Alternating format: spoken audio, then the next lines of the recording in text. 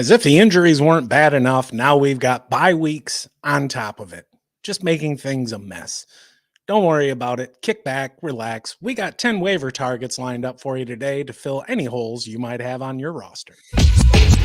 It's about that time. Stoned on Sports. How's it going, everybody? You're tuned in to Stoned on Sports, fantasy football.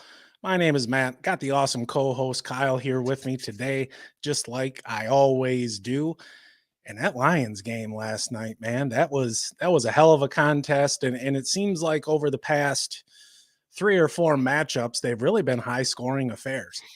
They have, yeah. Last year was 37-31. This one was, what was it, 42 to something? Yeah, 42-35 or some shit. Like yeah, it was a win, which is exactly what we needed to keep pace with the Vikings there in the NFC North. But, yeah, it's pretty awesome. So bye weeks are upon us. We got the Lions, Chargers, Eagles, and Titans all off this week.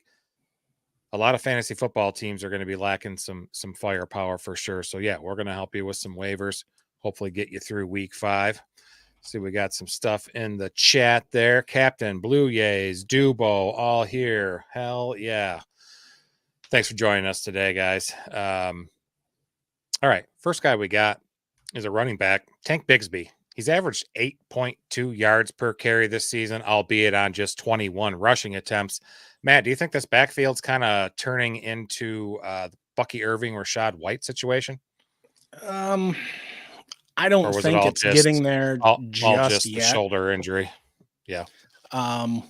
He had 7 carries for 90 yards at Houston. You're right. He's averaging 8.2 yards per attempt this season. That's still the highest among running backs with 20 or more carries. So we're seeing a much different Tank Bigsby this year than we did last year. He's already eclipsed last season's rushing total in less than half the carries. He is 5th in the NFL with 81 rush yards over expected. And he's forcing a missed tackle on a third of his rush attempts. Like, Tank has been a tank. He is not a threat whatsoever as a receiver out of the backfield.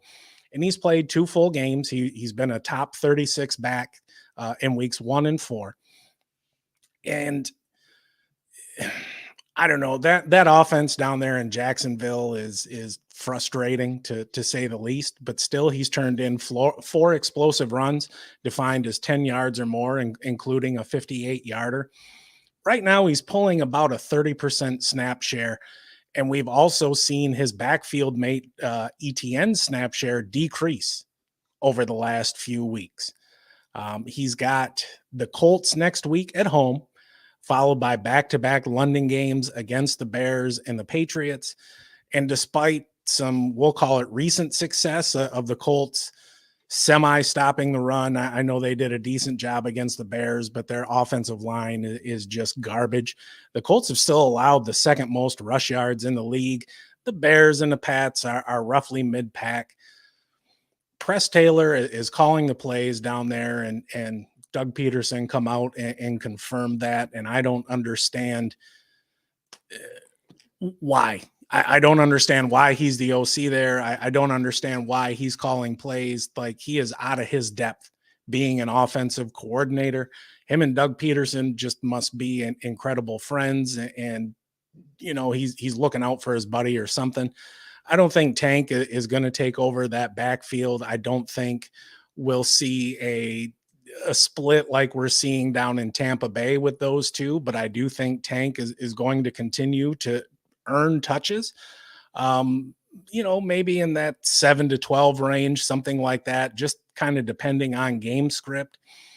Obviously, he's not somebody you want to run out there as your running back 1. He's more of a flex play to me, but if, he can continue this efficiency, now not at 8 yards per tug, but right. Maybe, if he can stick around 5, that there's going to be some value there. If he gets, 10 to 12 carries, maybe he falls into the end zone.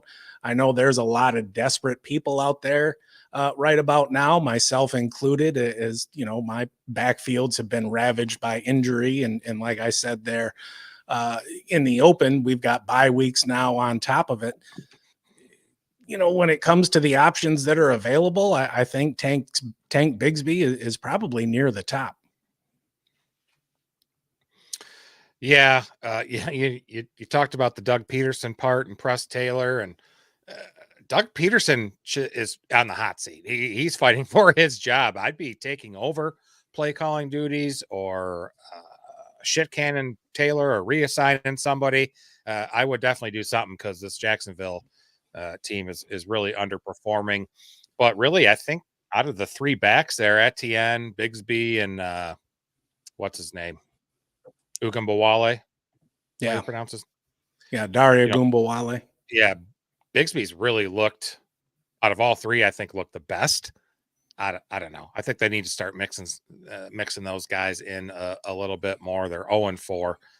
You got to do something. But they got the Colts in week 5, so I wouldn't be too shocked if Bigsby starts getting some more touches this weekend. I'm not talking about 18. I'm talking about 10 or 12 instead of 7 or 8. And that Colts rush defense I think they got kind of lucky against the Bears and yeah, I mean they did that. That Bears team is another team that, despite all the preseason hype, people lost sight of the fact that Caleb Williams is still a rookie. What CJ Stroud did last year is the outlier. You cannot expect that. But everybody loves a good hype train, right? That's right. I'm thinking the Carson Steele experiment is likely over there in Kansas City. And they brought in Kareem Hunt, who looked, we'll call it halfway decent. Yeah.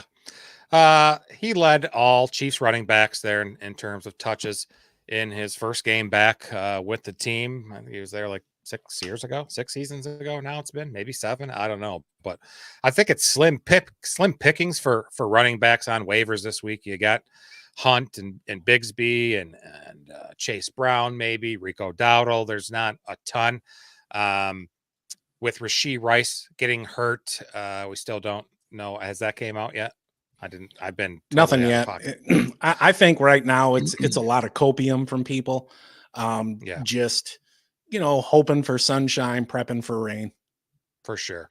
So with Rashee Rice, likely not going to be playing anymore. The team needs, a good solid running game, really more than ever. And Hunt was just more effective than anyone else. This past week, he finished RB 23 in PPR, which is just barely an RB2 finish. I'll take that. 14 rush attempts, 69 yards, 4.9 a carry, 3 targets. One of those was in the red zone. You love that in fantasy. Caught 2 of them for 16 yards.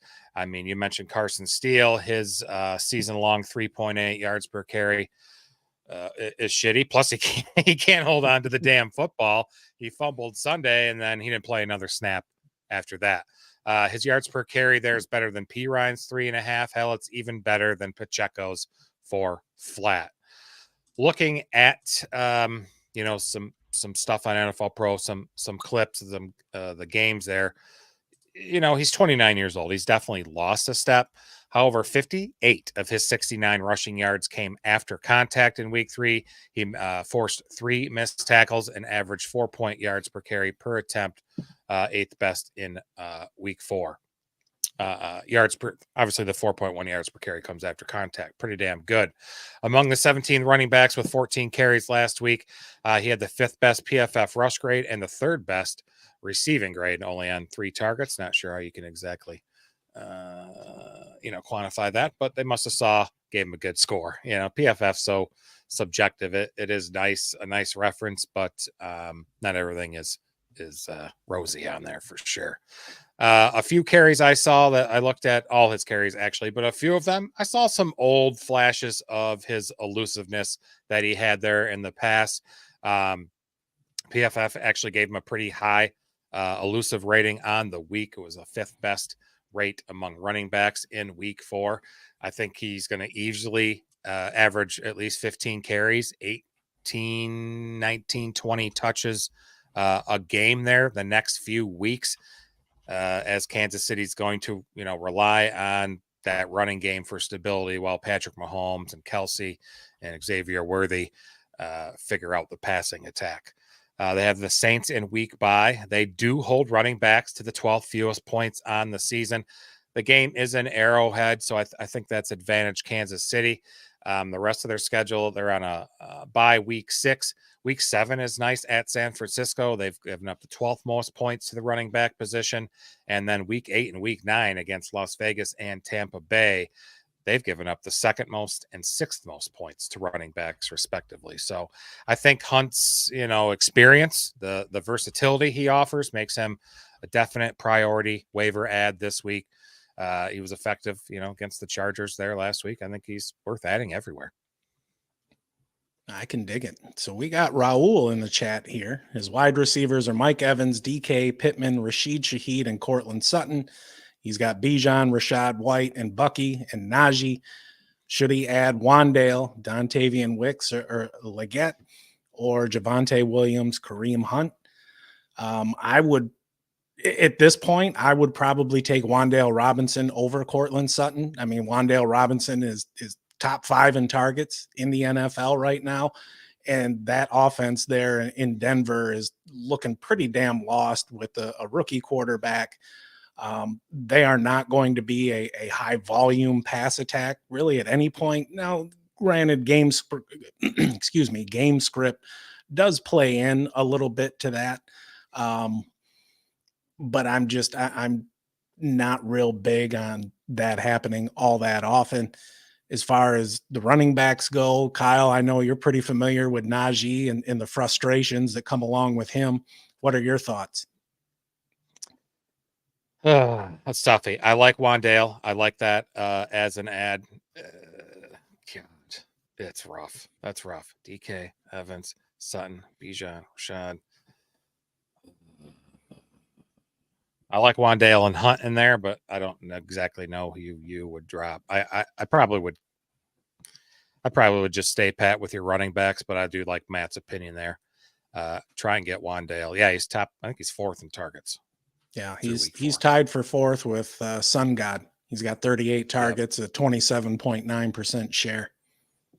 Yep, Javonte. I don't know. They did give him some more work this past week. I think it's the most touches he's had since week 1. But it is, but having Sutton, I hate that offense.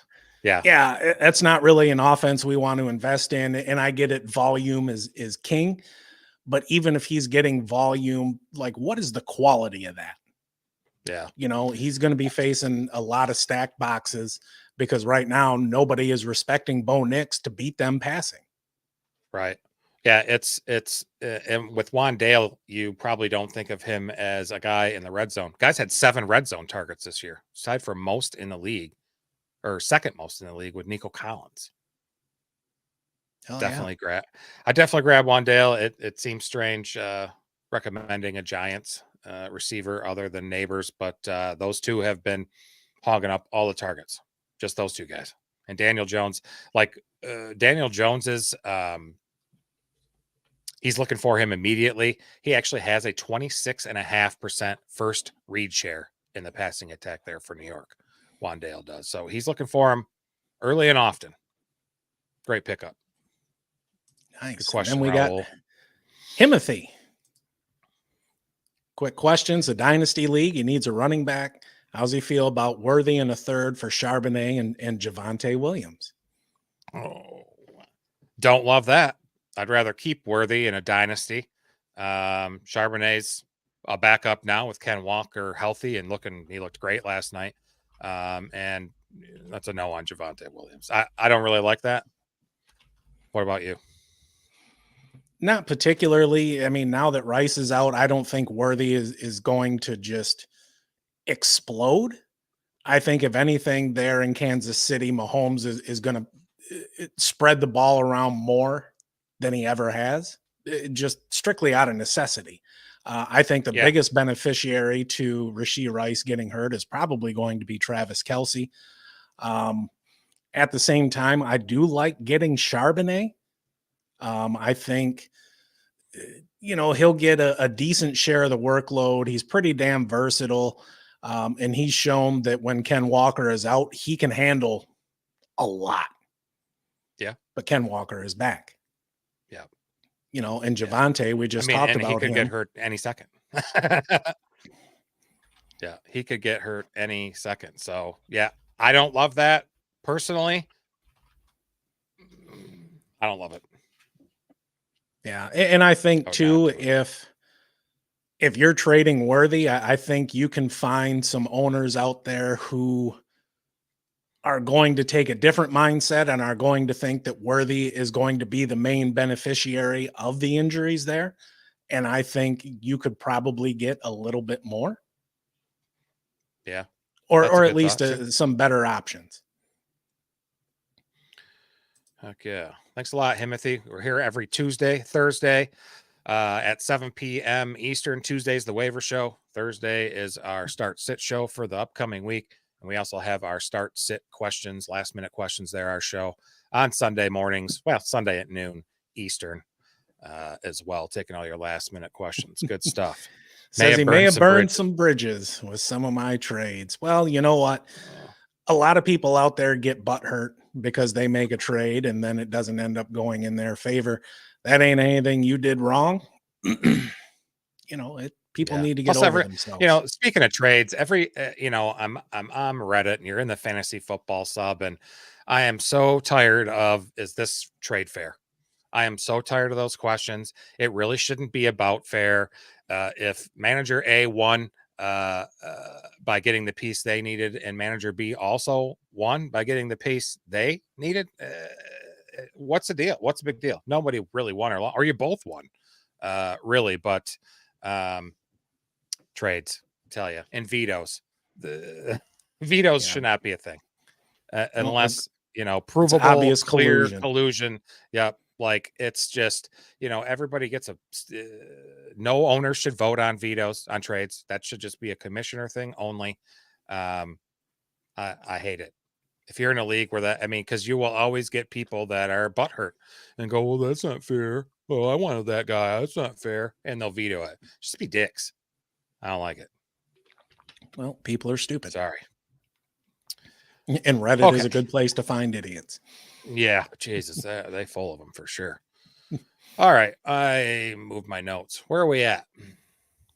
So we are headed to Dallas. Yes, that backfield is it's kind of a mess right now in a way. This past week, Rico had 11 rushes for 46 yards. He had 1 target, 1 grab for 15. He did score on that reception. On the year, 34 rushes for 134 yards. He's got 12 targets, 9 grabs for 74, and that lone touchdown. And he's maintaining roughly about a 44% snap share. Unfortunately, that Cowboys offensive line is nowhere near what it used to be. I know you and I growing up, it was always, the Cowboys line. They were just always so dominant. Well, Father Time is undefeated, and here we are. They are a bottom third run blocking unit, according to PFF. Their 301 team rushing yards are the third fewest in the NFL. Their 3.5 yards per carry is the second worst. And Rico ain't really doing much to help himself either. He's got negative 26 rush yards over expected, which is 190th out of 200 players with a rush attempt this season. And he, I was... what is it, the NFL Pro or whatever it is that lets you watch, you can watch everyone's targets or rush attempts.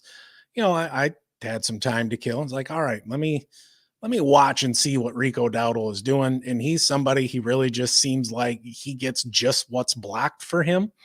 I don't really see him like running with any urgency or hitting the hole particularly hard.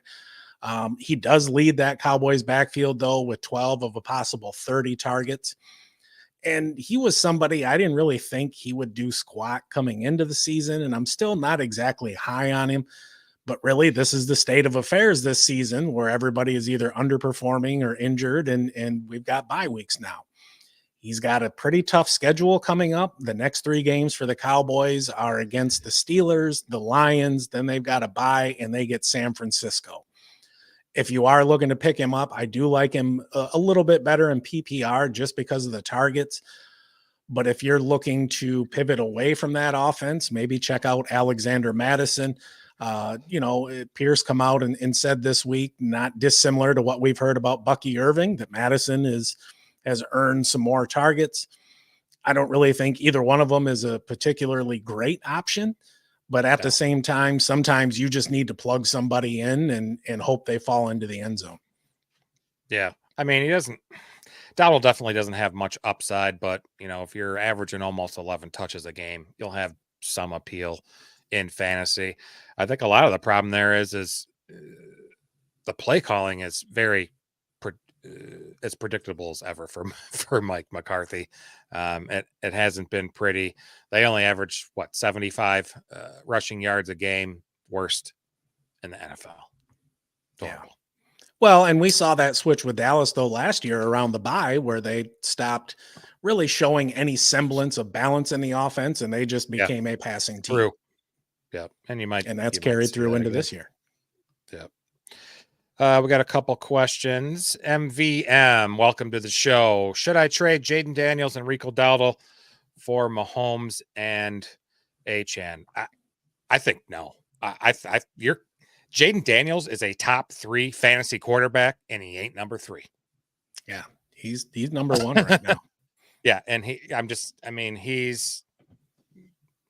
I'm holding on to him. What do you think? That one is a toughie. It really is. I think you're going to see, just with all the injuries there in Kansas City, a hit to Mahomes' output. Definitely. And really, remember what he looked like most of last year with no receiving. It was pitiful until the playoffs. Yeah, really. I mean, I like the, getting Achane just because he is one of, if not the most explosive player in the NFL right now. And Rico Dowdle, well, yes, I just presented him as an option, but I didn't necessarily, get all hyped up and say it with a lot of enthusiasm and conviction. I think it's kind of close to a fair trade, but at the same time, I think, right now, Jaden Daniels is going to present more upside than Mahomes or Achane will. And what's that dickhead offensive coordinator there in Washington? The guy who went to Thailand. Yeah. Kingsbury. Kingsbury.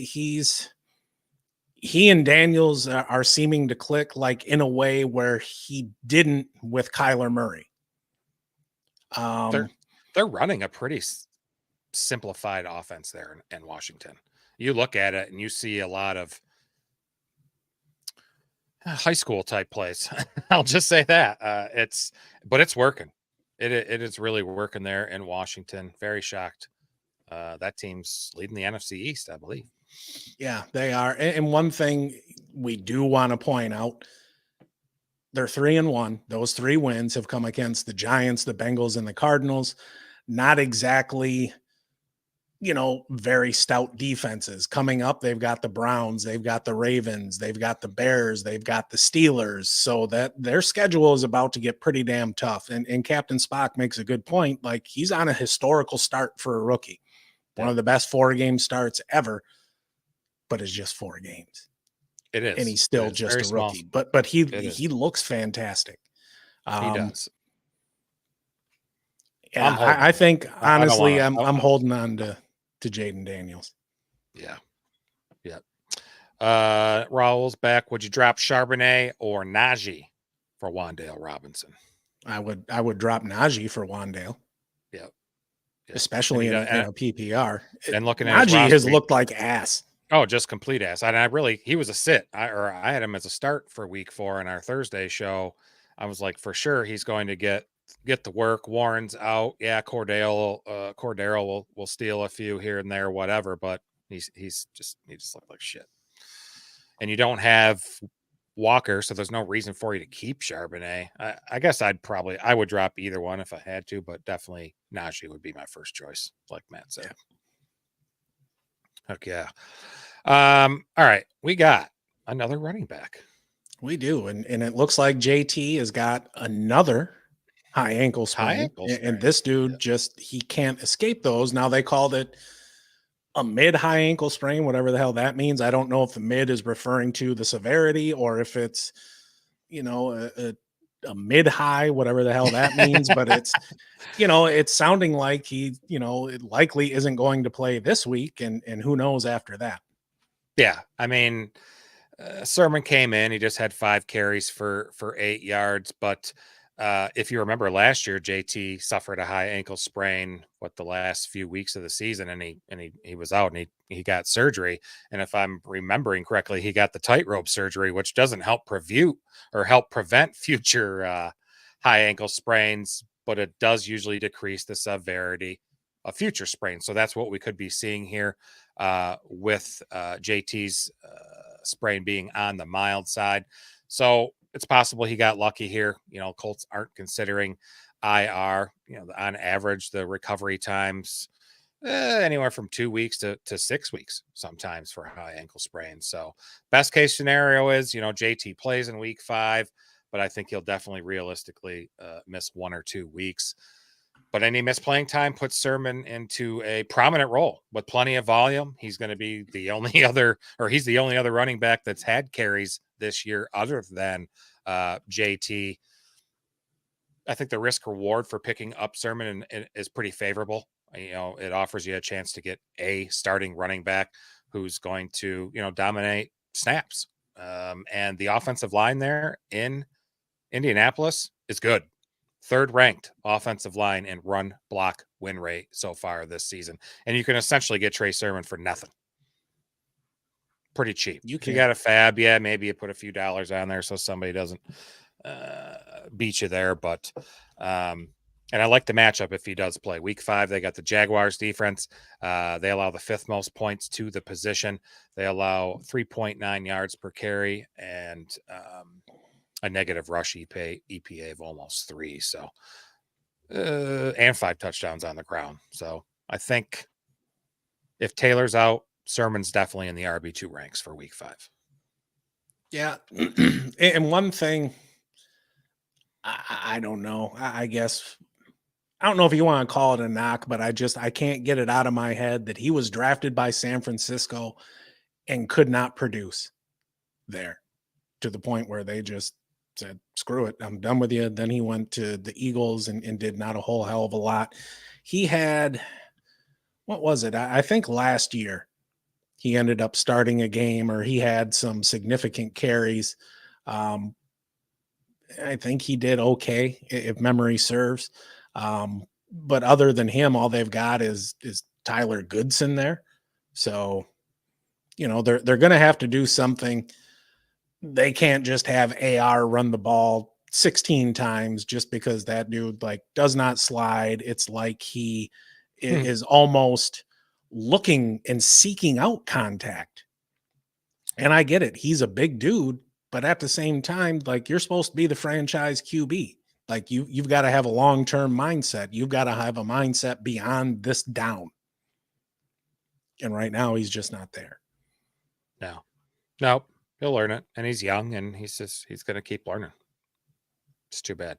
I really love to see what he could do a full season healthy. Damn, Timothy's in a dynasty league, and somebody had Sermon months ago. Ooh, yeah, because he's hurting. So JT, he's got Barkley and Dobbins on bye. Checo's on IR now. JT, yeah, that's rough. It is. I don't. I'm not shit like that happens, and I'm not always the first thing I'm thinking of is trade. I'm just trying anything I can to get somebody to get me 8 points off the waiver wire. Yep. And hopefully fall. Give me a warm body. Yep. And you're not going to win every week. Nobody, nobody. People do go undefeated. Does it happen? I've done that. Very much. Yeah. Shut up. I'd like to see the competition of that league. So maybe it was pretty poor and you dominated. Doesn't matter. All right.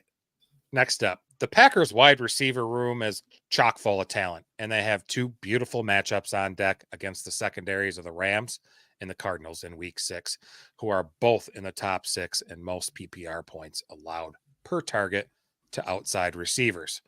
Who should managers target? Doubs or Wicks? That's a good question. And I really think it depends on what you're looking for. If you're looking for a floor, then it's Doubs. If you're looking for upside, then it's Wicks. But Wicks is likely a short-term ad while Watson is out. He had a 25% target share after Watson left the game. Ended up with 13 targets, but only caught 5 for 78 yards and 2 touchdowns. He dropped multiple passes too. Yeah, he had a couple drops in there that were not great. He also benefited from the game script. The Vikings got up early.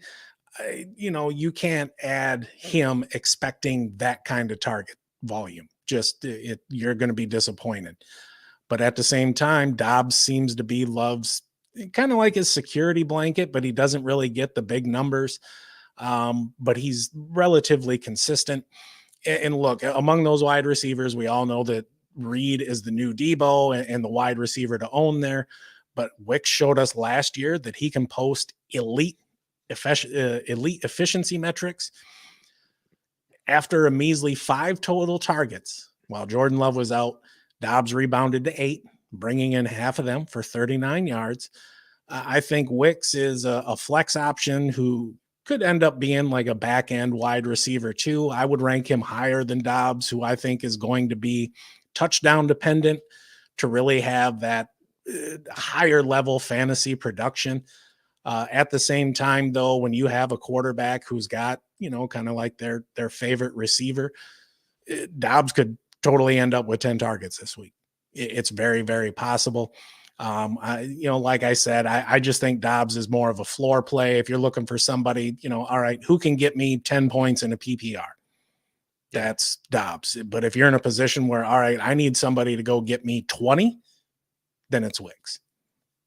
Yeah, definitely. High-end flex option, Wicks this week. I mean, both of them really are, and they got the Ram defense. 3rd most wide receiver fantasy points per game given up. So it's definitely a good matchup for both of them. I like Matt's floor ceiling comp there. It makes sense to me. We got Patrick in the chat with a question. Struggling with buys this week in a PPR. Which 2 would you start? Javonte, Bucky, Rico Dowdle, Chase Brown. Additionally, if Javonte isn't one of the starters, can I drop him for Wan'Dale? And Wan'Dale Robinson is a pretty popular guy this week. Dude, his stuff is off the table. It's good stuff. I guess who does Cincinnati plays? Who does Cincinnati play? I don't know. Let me look. I don't remember offhand. They got the Ravens. And look, I understand Chase Brown put up some decent numbers last week, but that still really feels like Zach Moss's backfield. I think it's a shame because there was some hype with Chase Brown coming into the season. I think even in his limited touches, he's looked like the more explosive back, but they keep showing Zach Moss the love. Javonte, we talked about earlier. You weren't here, Patrick. That's an offense that neither one of us is really looking to invest in. Bucky Irving is carving out a nice role for himself that continues to increase. I like that matchup against Philly. They've been not that great. No, they really haven't. The Cowboys get the Steelers. Damn, that's tough. Yeah, don't buy right now. Right now, I'm like start Irving, drop Javonte, and pick up Wan'Dale. Yeah, that's what I would do. But I don't have all the whole context there.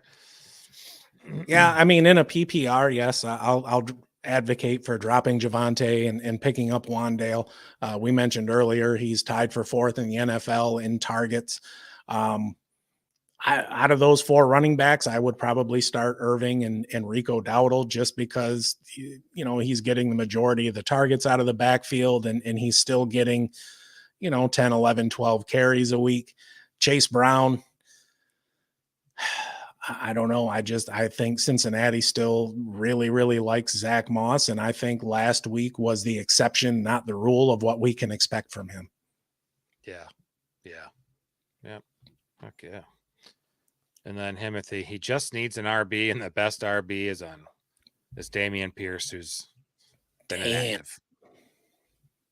Dude, Hey man, dynasty leagues are tough. it is. Yeah, I mean, anybody who could even remotely be somebody is usually rostered. Yep. It's like, all right. So maybe I just don't see Damian Pierce playing. You never know. That's rough. You ever been in this situation or similar situation where you just ate a spot because you had nothing? You had nothing to put in there. Like I don't know. I mean, Mark Andrews has gotten me 0 the past 2 weeks. So, I know what it's like to take a goose egg, even if he's it's, he's unintentional. droppable and he's definitely droppable in all 10 team leagues. Boom, Yep. Mark Andrews jettison him. He's got Gibbs and Pollard. Otherwise, he's just got to get through this week. I can appreciate that, brother. Good luck to you. If you haven't yet, drop us a like and subscribe. We're here every Tuesday and Thursday at 7 Eastern. And we're around on, I guess it would be Sunday afternoon at noon to go over those. Last year we were on at 11:30, so it was easy to say morning, but we're on Sundays at noon too to help out with those last minute start sit decisions. Okay. You know what? I think we've made people wait long enough. This name has come up quite a bit talk already about here. Wan'Dale? Yeah. Why not? Let's show them a little bit of love. Yeah, so Malik Neighbors is in the concussion protocol and could miss week 5. Concussions are tough, man. They can affect your mood and your sensitivity to things and your vision. And he's got to be right. And the way the NFL deals with concussions now is exponentially better than it used to be. So Robinson's not a sexy name, right? But you know what is sexy? Fantasy points. And Robinson is scoring them. Volume is king, right? He's seeing a heaping amount of it. Open this season with 4 straight flex-worthy performances in PPR. He is wide receiver 20 in PPR. Not where he was drafted at, that is for sure.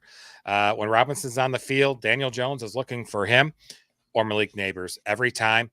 I mentioned early, Wan'Dale has a massive 26.5% first read share in New York there. If you're getting first looks like that, you could be a fantasy darling, right? He averages 9.5 targets a game, caught 18 passes for 132 yards over the past 2 weeks, and is currently that 4th receiver in targets in the NFL. He's got a 27.9 target share, 1.67 yards per route run, not to mention those 7 red zone targets. I did mention earlier about it. Second most in the league, tied with Nico Collins among all wide receivers. So it's not real pretty with Demarcus Robinson. He works pretty close to the line of scrimmage. His ADOT's very low at 4.8, and you won't see many air yards either out of him. But what you will see is yak. Over half of his receiving yards this year have been after the catch. Love it. So week 5, the matchup's not as super great, right? It's the Seahawks. It's kind of daunting there. But you get some plus matchups after that with Cincinnati, Philadelphia. Those 2 pass defense have, sucked. They've been in the bottom half of the league in PPR points per target to slot receivers, where Robinson lines up 80% of the time. So without question, he needs to be rostered in any, even half PPR leagues, half full. He's got flex appeal pretty much every damn week.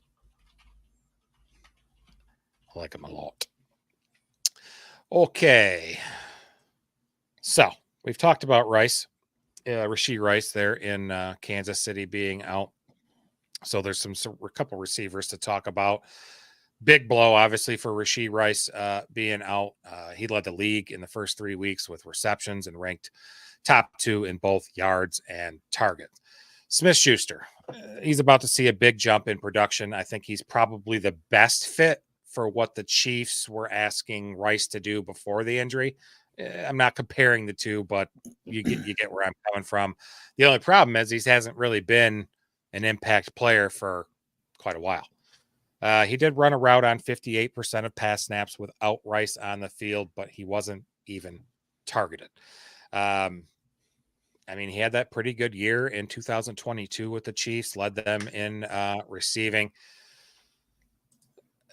Justin Watson's the other guy.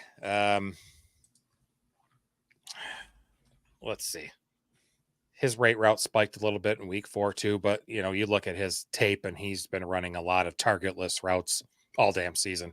I really think, as Matt mentioned before, the passing game's probably going to turn into the Travis Kelce show.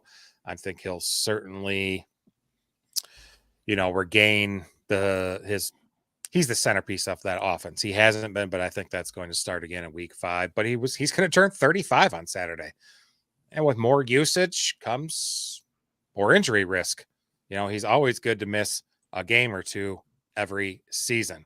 So it's going to be the Kelce show. You'll have some Xavier Worthy sprinkled in. Samaje Perine might get some more looks there. Hell, he might even line up out wide on the line there.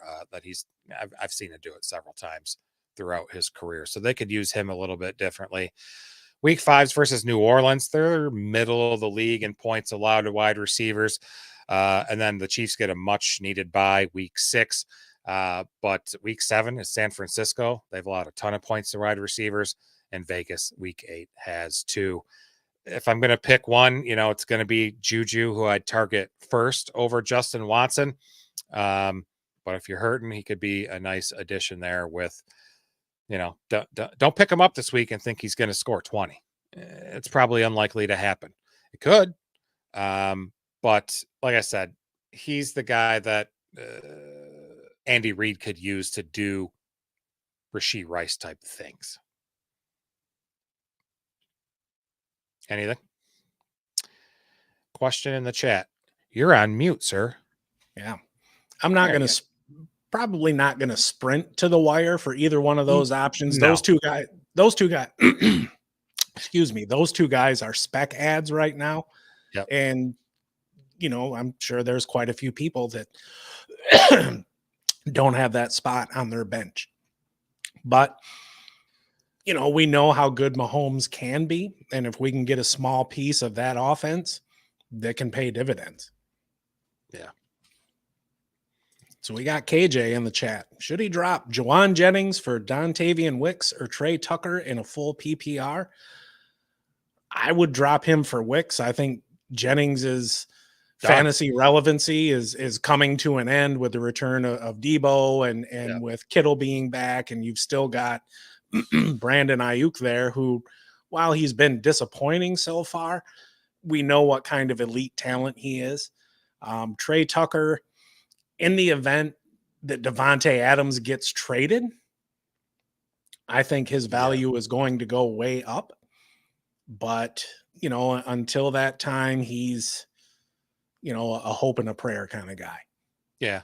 And Tucker had the second most targets, I think, on the team there for Oakland, or not Oakland, Las Vegas. Jacoby Myers was number 1 there in week 4, but I would definitely do the same thing. Jettison Juwan, pick up Wicks.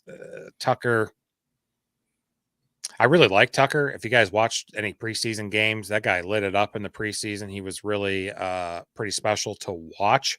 I see he's quick, little. But tough. The guy kind of reminds me of like a Wes Welker, Julian Edelman type guy, where he might be able to get to something like that here in his career, but not this year. He needs capable QB play for that to happen. He does, and I guess to borrow a comparison with a former Raider, he's like a homeless man's Hunter Renfrow, right? Yeah. Okay. I think he is somebody I'm going to keep an eye on, though, as this situation with Devontae Adams develops. He's, formally requested a trade, which, they could tell him to pound sand. You can request all you want, but, he can also milk that injury. Oh, yeah, I'm not ready to come back. I'm not ready to come back. Yeah. So that's a situation worth keeping an eye on. But for this week, Wicks is the move. I don't know what you could get for Devontae Adams. In real life football. I think they were asking for a third and some other considerations. Yeah. I mean, the Raiders could use some extra picks for sure. They could, and seem to always be good enough to not get a top pick, and they're always in the middle. I think, what is it? I think Adams is due like another $13 million through the rest of this season. There's no guaranteed money after this year. Yeah, I can't imagine. I wonder what the dead cap numbers would look like. I don't know. So hope that helps, KJ. Appreciate you stopping by, man. Good luck. Heck yeah. All right. Josh Downs back healthy this year. Has a nice matchup at Jacksonville, who have conceded the 9th most PPR points to slot receivers this year. What's your thoughts on if you should pick him up? And, with the quarterback, AR or Flacco, is he only really valuable with Flacco, or can you see some value with AR behind center? I think he's more valuable with Flacco, but we have seen good usage with AR. Last week, he had 9 targets, 8 grabs for 82 and found the end zone. 8 of those 9 targets came from Joe Flacco. But since he returned in week 3, he's tied with Michael Pittman with 14 targets. He works the short middle part of the field where he is incredibly effective. And we all know about AR's accuracy issues. We've watched him airmail 8-yard passes and all this, but at the same time, if he's still getting the looks, I'm interested. He's got pretty good hands. He's he's got like a perceived, we'll call it 5 to 6 target floor, but he's somebody who's not going to get huge yardage totals just because he works so close to the line of scrimmage. And just from an overall perspective, there are some concerns about the offense. AR, it looks like he should be back this week. JT, we talked about earlier. That's a big drop off from JT to Trey Sermon. AR is going to need to do more, both through the air and possibly on the ground, and that could bode well for Downs. He's got some nice matchups coming up. The Jags, the Titans, and the Dolphins are their next 3 games, and he showed last season that he can be an effective target. He had almost 800 yards, but he only started 9 games. He's a wide receiver 3, or he's a flex play. He finds the end zone, I would say, more often than you would expect. Granted, he only scored a couple times last year, and he's got the 1 touchdown in 2 games this year. But at the same time, if he's going to get the looks, if he's going to get 6, 7, 8 targets, I'm on board. Yeah, he's a plus talent. I really think he is, and maybe he's just what this passing attack needed to get it revived a bit. It's on life support a bit there. So now that he's back, and his first game back was this past week, and he's healthy, firmly on the flex radar in week 5 for me. Agree wholeheartedly. We kind of talked about it last week, how just a small change in quarterback can make an offense look, legit, like a real NFL offense. And that's what we saw in Carolina. And now you've got Adam Thielen, who is hurt, and it's looking like, aside from Deontay Johnson, Xavier Legette is going to benefit. Yeah, he had a nice week 4, 25% target share, caught 6 of 10 targets for 66 yards and a tutty. I mean, this guy is a freak, right? He's 6'3", 220 pounds. He's 4.4 speed. He does not lack upside at all. Adam Thielen's on the shelf. I love it. He finally got a full run as starter in week 4. Responded pretty nice there. He was route participation was pretty good, 88%, 30% air yard share, pretty damn nice. And he also added 10 rushing yards on a couple attempts. I'd love to see a little bit more of that for him worked in. He's a load to take down, and Dave Canales, used Chris Godwin a few times last year in rushes that were well. He actually got a rushing touchdown too, and a damn nice one. Trey Palmer last year, the rookie with the Bucks, was used in a bit of that fashion as well. But those guys are not. Xavier Legette, get him some a couple design runs every game and see what he can do with it. If you need to call Ben Johnson, he's got some nice plays up there in Detroit he could probably give you that he uses for Jameson. It could be nice. So the offense there, I think Adam Thielen. God, I hate Adam Thielen. He's so old. What do I always call him? Adam Dead Body.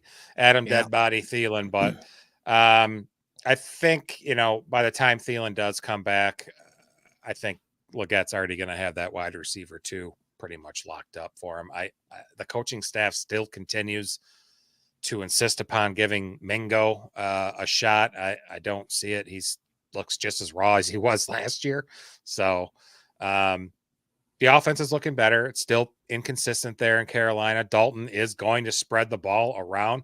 I think he's a solid flex option in deeper formats for week 5 against the Bears. But with bye weeks upon us, he's the perfect receiver to target on the waiver wire. Yeah, he might surprise. He might. All right, we're going to throw a tight end really fast in, right? Tucker Kraft. We've talked about a few Packers today, but oh well. Tucker Kraft has a target share of at least 15% in each of the last 3 games and gets a fantastic matchup in week 5 against the Rams. Do you think he's be a nice fill-in streamer for managers that are without Goddard and Laporta this week? Yeah, I think so. And as a matter of fact, I wrote that down verbatim. Nice. All right. He is coming off his best game of the season, 9 targets, 6 grabs for 53, and he found the end zone. On the year, he's got 17 targets, caught 12 of them for 130 and that singular touchdown. He is the tight end 11 in PPR. His 10.8 yards per reception ranks 6th among tight ends with 10 or more receptions. And you mentioned that 15% target share each of the last 3 games. He's at 14.4% on the year. Though his 130 yards ranks just 14th at the position, his 111 yards after the catch is 2nd. He's tied for 1st in yards after contact with 50 and with red zone targets with 4. And he leads all tight ends with 3 broken tackles. This man does not go down at first contact. He's top 10 in receptions, over 10 and 20 yards. Like Wicks, you should see some more opportunities with the injury to Watson. And the next 5 games he has coming up are just fantastic. He's got the Rams, the Cardinals, the Texans, the Jags, and the Lions. And let me say, wholeheartedly FTP, screw the Packers. But he's a talented tight end, spends a lot of time on the field. They do have another tight end there in Musgrave who gets a little bit of run, but I think Tucker Kraft is really separating himself as the superior option there in that offense. And they're an offense they're not shy about, chucking the ball all over the yard, right? They did bring 54 times like that's last week. Right. And they always say tight end is quarterback's best friend. Yeah, Doubs is kind of that security blanket. But, when you've got we'll call him an unheralded tight end who's garnering 15% of the targets, and when they're going to throw the ball, 35, 40 times week in and week out, that's a lot of opportunity there. It is. And especially this season, there's not a real clear right answer at tight end. So I think he deserves a shot on someone's roster. He's outsnapped Musgrave, outproduced Musgrave, and he's seen 4 red zone targets this year. So averaging 1 a game. I'll take that for a tight end. More than what Mark Andrews has gotten me. Yeah, Jesus. It's just. And I'm, and I understand nobody gives a shit about my team, but, in the broader context, somebody like Mark Andrews, who, you invested some draft capital into, with expectations of, all right, maybe this guy, it'd be somewhere between 850 and 1,000 yards, and he's going to get me a handful of touchdowns. And when you're staring at back-to-back goose eggs, like if you rostered Mark Andrews, would you be panicking? Oh, yeah. Like I said, depending on what a 12 team, I might hang on to him. 10 team, he's gone. The NFL season is not that long. It ain't like baseball. No, like you got to make moves. You got to make moves. Speaking of that, we got our podcast listener league. We got our results from week 4. I lost by 4 points. Really freaking irks me. CU won. Loud Boy lost. We got a lot of 500 teams. Yeah, in the standings. Drew's dumpster fire. Ramrod Our old co-host, our former co-host, Ramrod, is 3-1. And Dubo, I know you're on here still, I'm sure, is also 3-1. So Nice. doing pretty Let me well. see that fourth place team with the most points scored. That would be me. See, yeah, you always bring up most, by barely, by 6 points. By 1 or Who's that 100, to it us? doesn't matter. Yeah. So, yeah. Yep. I was stressing that one last night. Just lost. I think AJ got a touchdown from one of the Lions there towards the end and ended up winning. I was Sun God. actually, It was that toe tap it was- touchdown. Yep, it was. And I was above him because of that garbage time touchdown that Tony Pollard got in the other Monday night game. And I thought maybe I can win, but alas, it did not happen. So, all right, we're going to get out of here. Please, everyone, give us a like and subscribe. We will be back this Thursday at 7 p.m. Eastern to preview Week 5. Bunch of starts and sits for you. Take any of your questions live, of course. Excited to be back Thursday for sure. Lots of good start and sit deals with, the first bye week. So lots to talk about as well. Stay stoned, everyone. Have a good night.